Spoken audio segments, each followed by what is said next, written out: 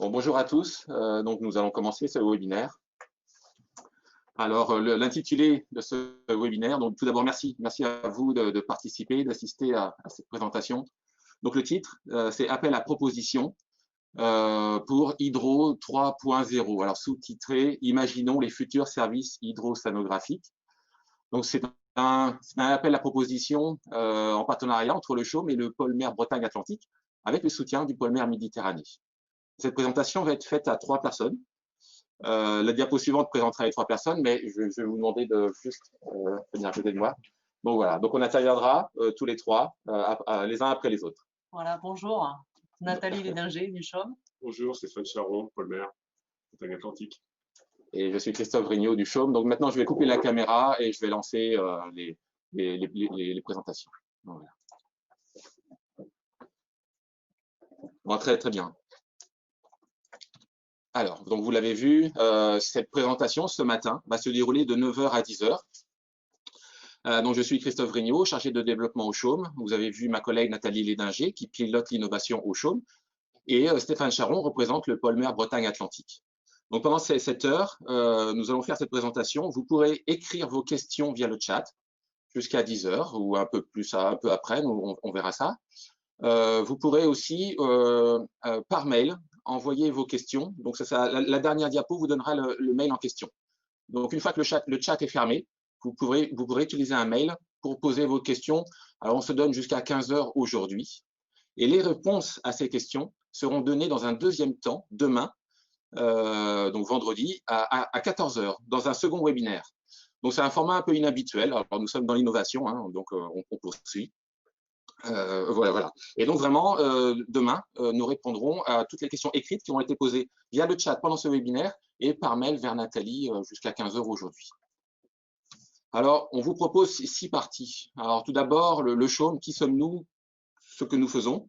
En deuxième partie, des éléments de contexte, un peu généraux pour bien comprendre un peu le paysage.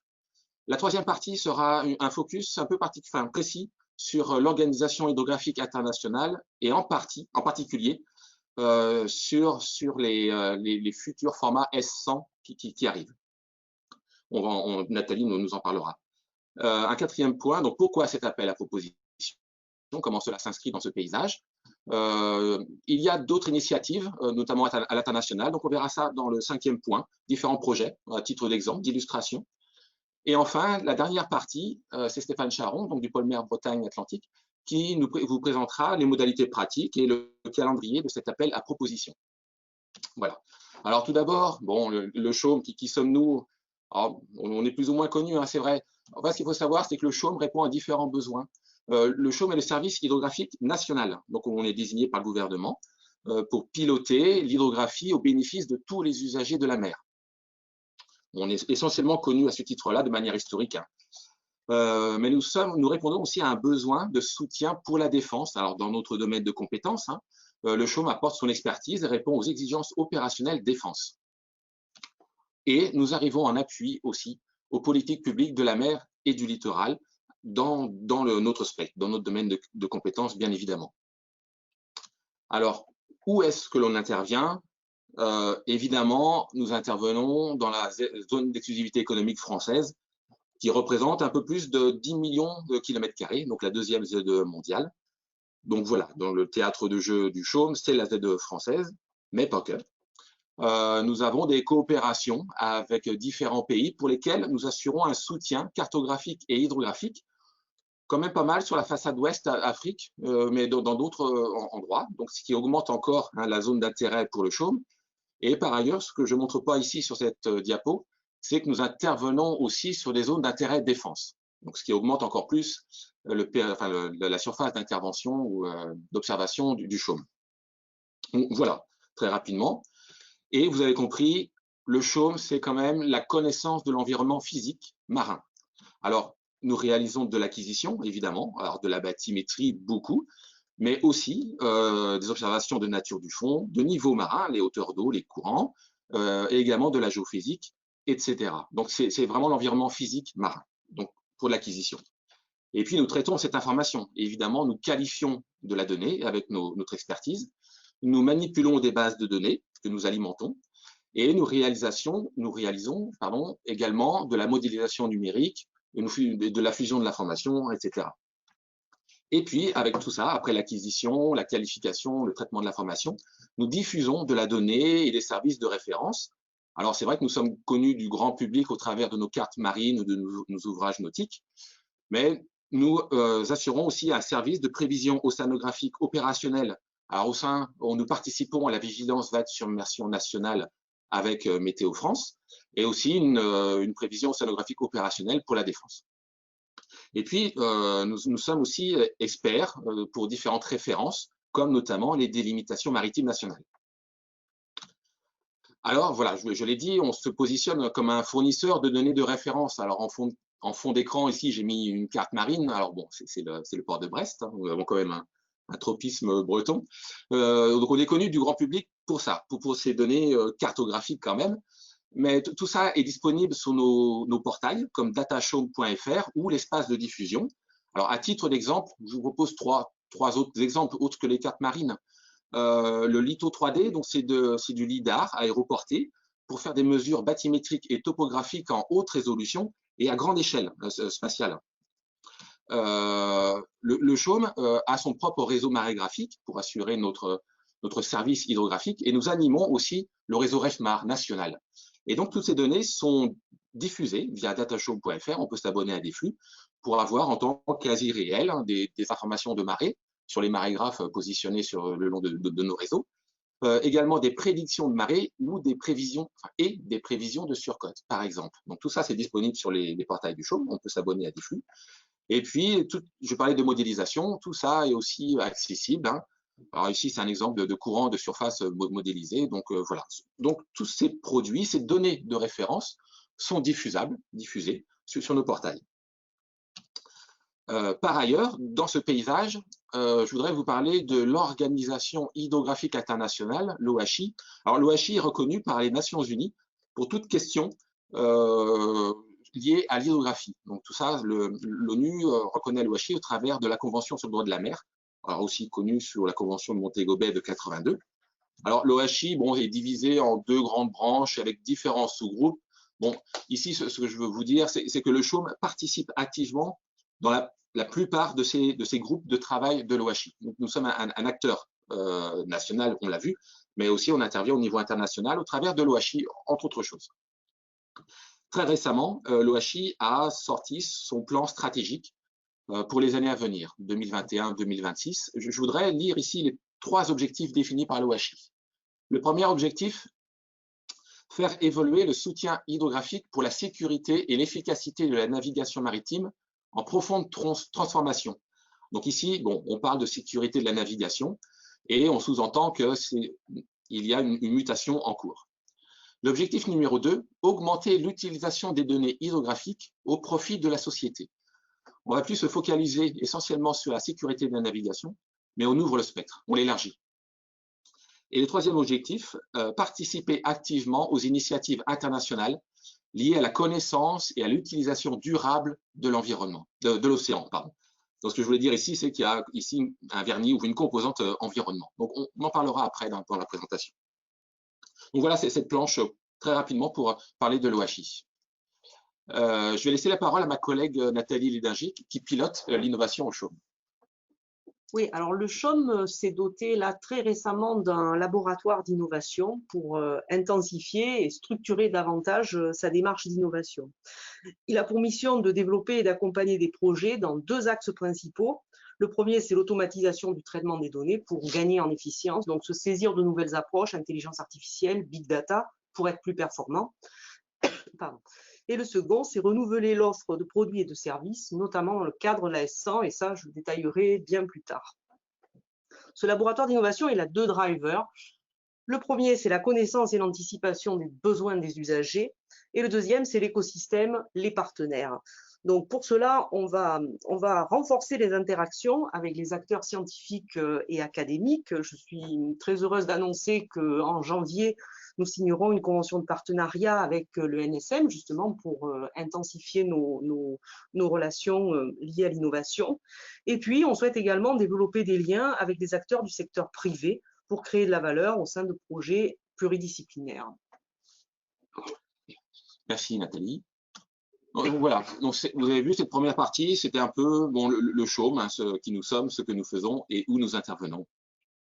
Alors la deuxième partie, ce sont plus des éléments de contexte, quelques choix, vous allez voir ça. Alors tout d'abord, de manière générale, on observe tout de même une densification du trafic maritime avec, il est vrai, un besoin de minimiser la hauteur d'eau sous quille. Alors, il y a une forte pression économique derrière, on le comprend. Concrètement, bah, ça veut dire des bateaux, des bateaux, des cargos de plus en plus grands, avec des tonnages qui augmentent, et des tirants d'eau qui augmentent en conséquence. On l'observe hein, depuis quelques décennies. En fait, à travers ça, ce que je veux vous dire, c'est que on observe quand même des navires de plus en plus gros qui essayent de passer dans des passages où la hauteur d'eau est de plus en plus fine. Alors, il y a la pression économique. Ça sous-entend derrière, pour minimiser les risques ou faire en sorte qu'il n'y ait pas de risque, ça sous-entend des produits et des services hydrographiques adaptés, à jour. Voilà, donc c'est un élément de contexte à garder en mémoire. Ensuite, très récemment, là, le ministre de la Mer promet une stratégie nationale portuaire avant la fin de l'année. Donc tout cela annonce une dynamique commune, annonce en particulier une dynamique commune numérique et écologique pour les ports. Alors, les ports et le chaume ont des liens de longue date. Ensemble, nous collectons, nous fournissons de la donnée de référence de l'environnement marin, chacun dans son périmètre. Par ailleurs, les ports numérisent leurs processus, concilient développement économique et préservation de l'environnement. Alors, c'est aussi imposé hein, par certaines directives de l'Organisation maritime internationale présentes et aussi à venir.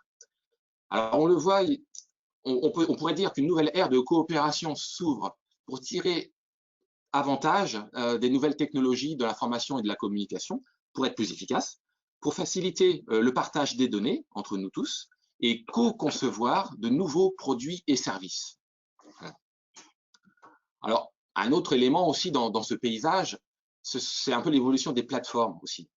Alors, on voit, alors c'est opérationnel dans certains pays, il y a une démonstration faite en septembre dernier, on voit la téléopération de navires.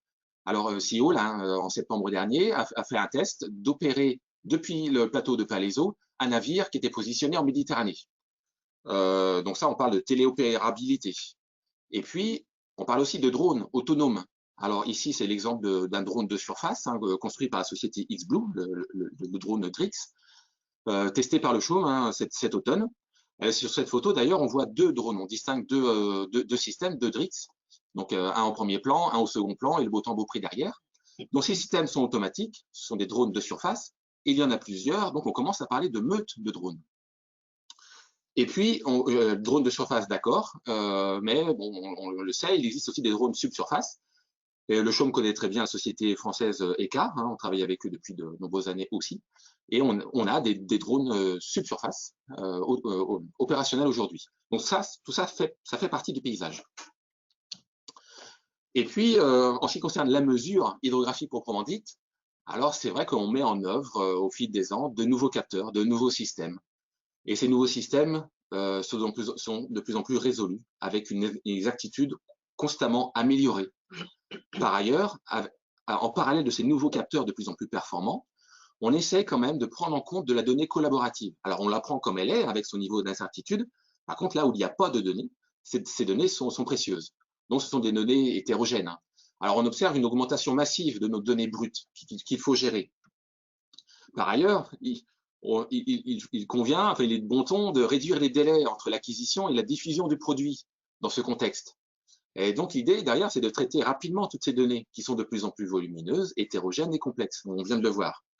Alors, en fait, il y a une certaine rupture technologique à opérer hein, dans nos procédés, en particulier pour nous au chaume. Alors, ça passe par l'automatisation. Bon, ça, c'est en cours quand même depuis quelques années. Mais il y a différents verrous à lever, là, à débloquer, qui sont l'intelligence artificielle et le big data. Tout ça s'insère dans ce paysage. Et puis, le corollaire à tout ça, vous avez vu, on parle de numérisation, voilà, de téléopérabilité, etc. Bah, le corollaire, le double, enfin, l'effet, le side lobe, l'effet secondaire, c'est que possiblement, potentiellement, on est vulnérable aux risques cyber. Alors, les risques sont multiples, les incidents sont peu rapportés, hein, c'est un extrait de Mary Marine ici. Alors évidemment, hein, une cyberattaque pourrait prendre la main d'un navire téléopéré, par exemple, voire, ce qui est surligné en jaune ici, corrompre les données de navigation, les données ou les services hydrographiques. Donc c'est l'objet de notre présentation. Donc ça aussi, ça fait partie malheureusement du paysage et c'est à prendre en compte. Bon voilà, c'était les deux premiers chapitres pour présenter le contexte et je vais laisser la parole à ma collègue Nathalie Lédinger qui va vous faire un focus sur les travaux de l'OHI et en particulier de l'AS100. Ok, donc depuis plusieurs années, l'Organisation hydrographique internationale développe la famille des normes S100, donc famille de normes de produits hydrographiques et nautiques, pour répondre en premier lieu aux enjeux de la e-navigation et plus globalement aux besoins des communautés hydrographiques, maritimes et SIG. Ces normes, elles visent à permettre l'ajout de couches d'informations qui soient superposables aux ENC, aux cartes électroniques de navigation, afin de fournir des informations complémentaires. Donc, comme vous le voyez sur le schéma, ça peut être les courants, la météo, des informations réglementaires sur les limites d'air marine protégées, par exemple, de la bathymétrie à haute résolution. Lors de sa dernière session en automne 2019, le Conseil de l'OHI a convenu que les 10 prochaines années, donc 2020-2030, seraient la décennie de la mise en œuvre de la S100. Donc ça implique une forte coopération entre les services hydrographiques de tous les États membres de l'OHI, l'OMI, l'Organisation maritime internationale, et l'industrie, bien sûr, qui développe les systèmes qui permettent d'exploiter ces produits-là. Une nouvelle expression, hydrospatiale, a récemment été inventée. C'était lors de la conférence hydrographique canadienne. Et cette expression, elle exprime bien, je trouve, la nature interdisciplinaire de ces nouveaux ensembles de données qui sont liés à l'océan. En fait, ces données, elles servent des groupes d'acteurs qui sont de plus en plus nombreux et ça aide finalement à concilier l'utilisation et la préservation des océans dans le cadre, par exemple, du changement climatique.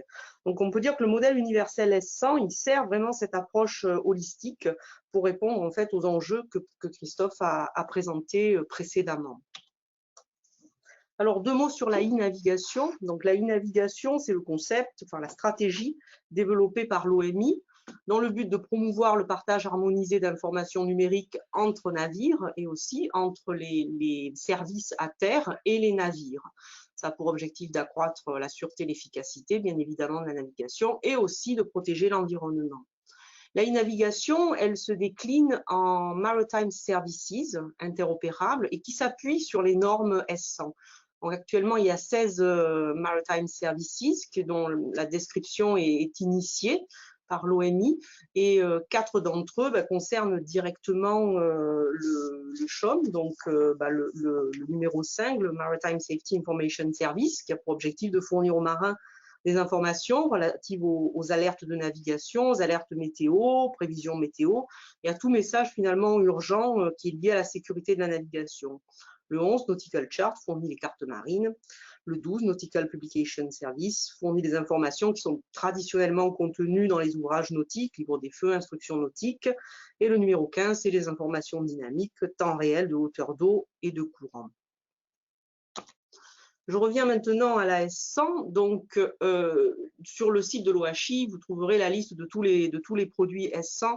Là, je voulais vraiment se focaliser sur les prioritaires. Alors, les prioritaires, c'est ceux pour lesquels les spécifications sont finalement les plus matures, mais c'est aussi ceux pour lesquels il y a le plus d'attentes. Donc, bien sûr, la carte électronique de navigation, qui passera donc de la norme S57 à la norme S101, la bathymétrie de détail, S102, les hauteurs d'eau, S104, les courants de surface, S111, les avertissements de navigation, S124, et la hauteur d'eau sous quille, S129. Donc, voilà. En termes de calendrier, voilà ce que cela donne. Alors, petite précision, les éditions des spécifications des produits S100X sont opérationnelles à partir des versions 2.00. Ces éditions, pour être opérationnelles, devront être alignées sur la version 5 de la norme S100. Donc, en termes de calendrier, la version opérationnelle de la S100, c'est 2022. Et ensuite, l'année 2023 sera consacrée à aligner les versions des spécifications des produits cités dans la slide précédente sur cette édition 5. Voilà. Donc, tout ça pour dire que on a d'ores et déjà des éditions 1.0 ou point quelque chose, qui sont des éditions importantes parce qu'elles permettent justement de tester. Et on va avoir dans les années qui viennent les éditions opérationnelles pour produire. Alors c'est peut-être un peu tôt, mais notre souhait justement c'est d'anticiper cette arrivée, de profiter de cette période pour développer des nouveaux usages, pour développer des projets, pour développer les réponses à apporter et être prêt quand il y aura la donnée réellement opérationnelle. Alors, vous l'aurez compris, cette ES100, elle va profondément transformer l'offre du CHOM. C'est plus qu'une évolution, c'est une révolution. On a beaucoup d'informations qui sont contenues dans des ouvrages. C'est le cas de la marée, dans les annuaires de marée, les atlas de courant, les informations nautiques sont contenues dans les instructions nautiques. Donc, toutes ces informations, il va falloir les mettre dans des formats et dans des structures aux normes S100 sous forme de produits numériques qui soient machine readable. Donc la S100, elle enrichira aussi l'offre de produits et de services. Et donc j'ai répété ici ces principales couches. Donc elles sont destinées au système de navigation, bien sûr, à l'ECDIS, aux ECS, au PPU, pour des applications telles que la navigation de précision, le pilotage portuaire. On voit bien quand on parle de bathymétrie haute densité, de courant de surface, de hausseur d'eau, c'est quand on s'approche de la côte, qu'on arrive dans le port, que ça a vraiment un intérêt important. Mais pas seulement, il y a aussi un gisement de nouvelles applications à inventer. Alors, quelques illustrations maintenant donc, sur la bathymétrie haute densité S102. Donc, le CHOM a pour objectif de travailler véritablement sur cette norme-là. Là, vous reconnaîtrez peut-être l'entrée du golfe du Morbihan. Une autre illustration dans ce contexte plus e-navigation, où on voit la superposition donc, de données bathymétriques haute densité à l'entrée du port de Saint-Malo. Donc là, ce sont des données qui ont été, sont des données LIDAR essentiellement qui sont sur cette slide. Elles ont été acquises dans le cadre du programme d'action et de prévention des inondations. Donc il y a vraiment beaucoup de dualité entre toutes les activités du CHOM. Un autre projet donc très important que le CHOM conduit en partenariat avec la Direction des Affaires maritimes, c'est le projet PING qui vise à développer la plateforme nationale de l'information nautique, qui sera le dispositif de l'État pour collecter, pour élaborer et diffuser les informations nautiques. Et ce projet, bien sûr, il s'inscrit dans la perspective e-navigation et il implémente le standard S124 pour les avertissements de navigation. Et pour illustrer aussi une application de ces couches S100, le CHOM, avec la CCI métropolitaine Bretagne-Ouest, a une opération en cours. Et l'objectif, c'est de visualiser les courants de marée pour le port de Brest en haute résolution spatiale et temporelle en utilisant cette couche S111, donc qui parle des courants de surface. Donc tout ça est normalisé, les vecteurs courants, leurs couleurs, leur taille, etc. Et l'idée, donc, c'est que le CHOM propose en diffusion donc ces vecteurs courants de marée pour le port de Brest, pour ses usages.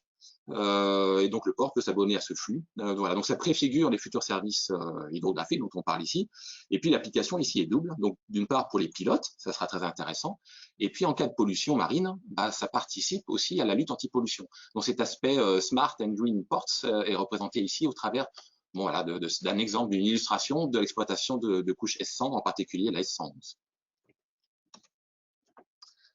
Alors, maintenant, donc, entrons dans le vif. Pourquoi cet appel à proposition?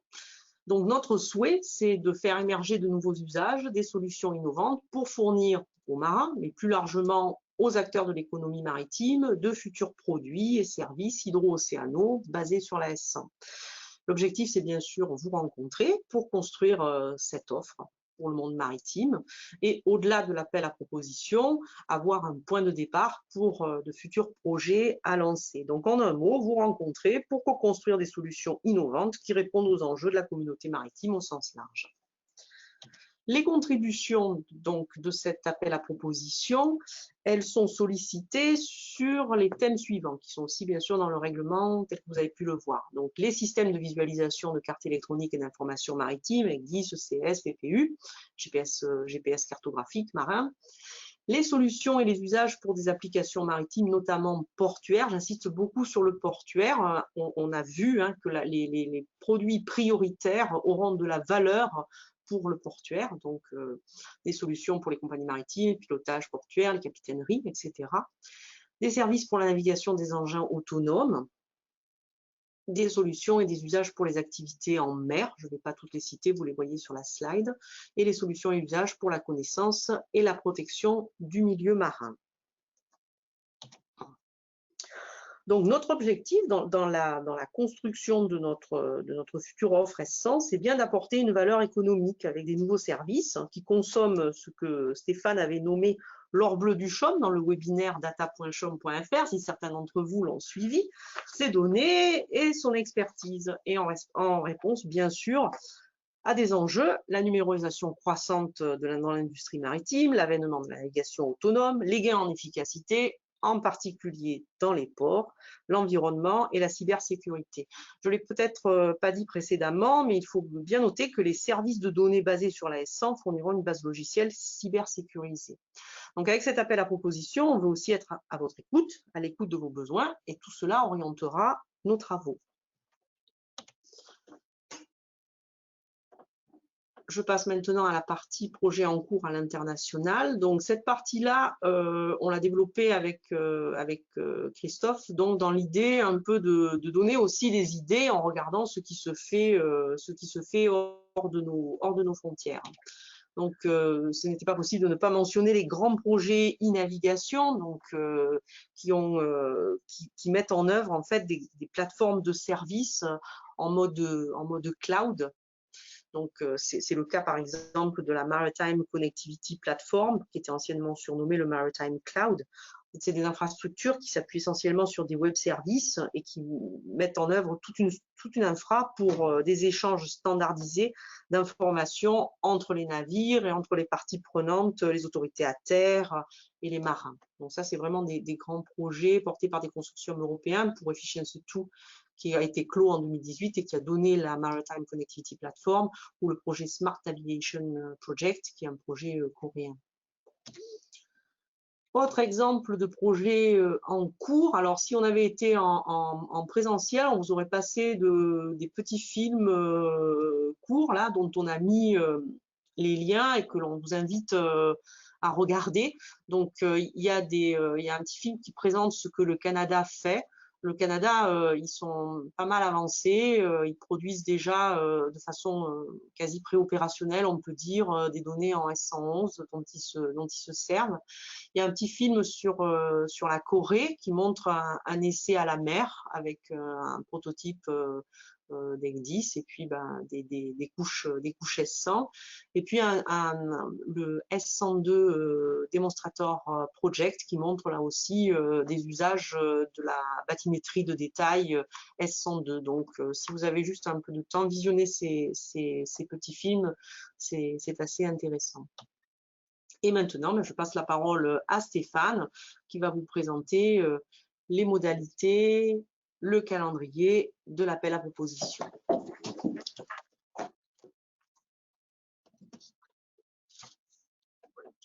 Donc, cet appel à proposition, hein, en fait, est un appel à participer à la révolution dont a parlé Nathalie, hein, qui est amenée par la S100, et puis de pouvoir créer de la valeur économique avec le CHOM.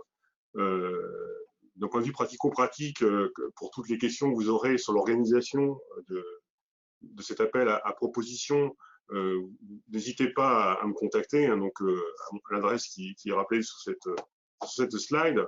Le règlement sera également disponible en ligne, est déjà disponible en ligne sur le site du Pomer Bretagne-Atlantique. Qui peut participer à cet appel à proposition? Alors, les candidats peuvent être des personnes ou des associations, des personnes physiques ou morales. Alors, effectivement, c'est des gens qui, quelle que soit la structure, que ce soit des personnes morales ou que ce soit des personnes physiques, l'idée, bien sûr, de gens qui pourront s'emparer de ce type de données pour en créer une valeur ajoutée. Donc, évidemment, il faudra que les candidats aient une certaine crédibilité par rapport à ce qui est exprimé à travers cet appel à proposition. Le dossier, c'est quelque chose de très simple, hein, que vous trouverez également, que vous trouvez déjà également sur le site du Pôle Mer Bretagne Atlantique. Il sera à soumettre par voie électronique, hein, par courriel.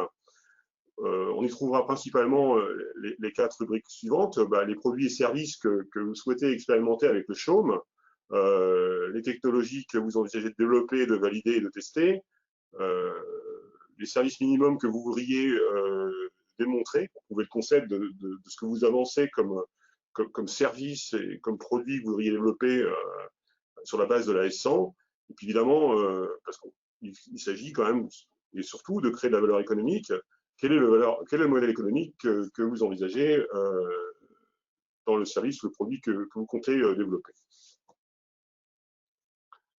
Alors, les modalités de l'appel à proposition, donc il y aura évidemment une instruction des dossiers. Hein, les dossiers, donc, cette instruction sera faite par un comité de sélection qui évidemment vérifiera qu'il s'agit bien d'exploiter des données S100, mais ça paraît assez naturel, que les sujets qui sont présentés sont pertinents par rapport aux thématiques qui sont précisées dans le règlement. Alors, vous pouvez aussi nous surprendre, je veux dire, vous pouvez trouver des thématiques auxquelles on n'a pas pensé, et il ne faut pas hésiter, bien sûr, mais il y a déjà une base de choses qui nous semblent pertinentes dans l'appel à proposition, en tout cas dans le dossier.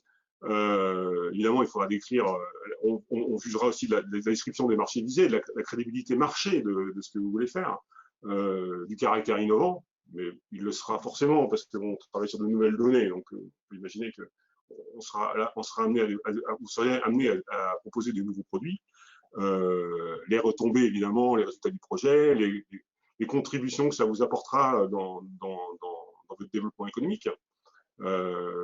J'en parlais un petit peu plus tôt, la capacité à mener ce type de projet, parce que la crédibilité de votre entité ou de vous en tant que personne physique de pouvoir mener le projet que vous entendez mener et que vous prétendez faire. Et puis, pour un certain nombre de dossiers qui seront présélectionnés, nous organiserons un oral pour que vous puissiez défendre et puis que vous puissiez venir répondre à des questions et préciser votre projet, votre proposition plutôt, devant le comité de sélection. Alors, c'est une sorte de concours. Alors, dans un concours, qu'est-ce qu'on gagne? Donc, vous gagnez quelque chose qui est quand même très, très précieux. Je ne vais pas reparler de l'accès à l'or bleu du chaume, mais aussi, surtout, à l'accès à leurs experts, qui est quand même quelque chose de très riche.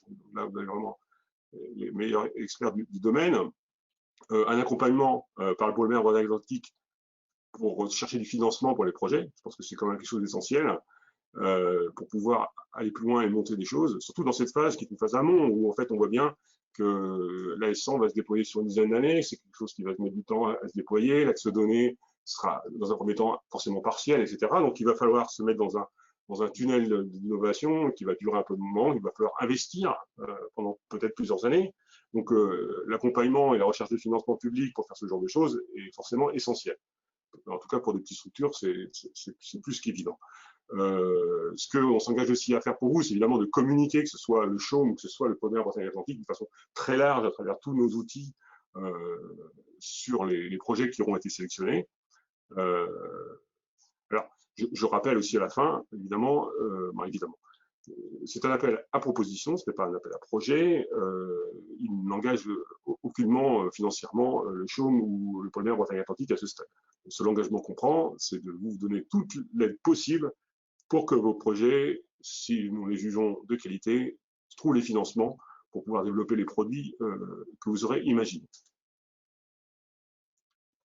Donc, pour finir le calendrier, alors nous sommes le 3, webinaire où on a présenté c'est quoi l'appel à projet. Demain, vous allez répondre à toutes vos questions. Alors, les questions que vous avez posées pendant le chat durant ce webinaire, mais aussi des questions que vous pourrez poser jusqu'à 15 h par email. On vous rappellera l'email il faut adresser des questions. Vous aurez jusqu'au 22 janvier, 21 à midi, c'est très précis, pour pouvoir envoyer vos dossiers. Ensuite, le comité de sélection examinera vos dossiers. à la fin du mois de janvier. En début février, les candidats sélectionnés échangeront avec le comité de sélection à travers les oraux. Et enfin, tout début février, le 2 février, vous aurez un retour de la sélection des lauréats. Et nous présenterons les lauréats lors d'un événement qu'organise de façon récurrente tous les ans, habituellement à Lorient. C'est un forum d'affaires organisé par le pôle mer Bretagne Atlantique qui s'appelle Ocean B2B. Alors, malheureusement, en 2021, comme on ne sera certainement pas encore sorti de la crise Covid, cet événement sera un événement digital, mais ça sera l'occasion de faire la promotion et de saluer et de féliciter les heureux gagnants de cet appel à proposition. Et enfin, on clôturera cette opération en faisant l'analyse et le bilan de ce qui a été fait pour fin juin 2021. Donc voilà ce que je voulais vous présenter. On va pouvoir passer à la conclusion. Je vois qu'on n'est pas en retard du tout. On est plutôt très bien. Je vais te redonner la parole, Christophe, pour conclure. Donc, comme on le précisait en tout début, vous pouvez poser vos questions. Alors, on n'y répond pas maintenant. Vous pouvez écrire vos questions via le chat.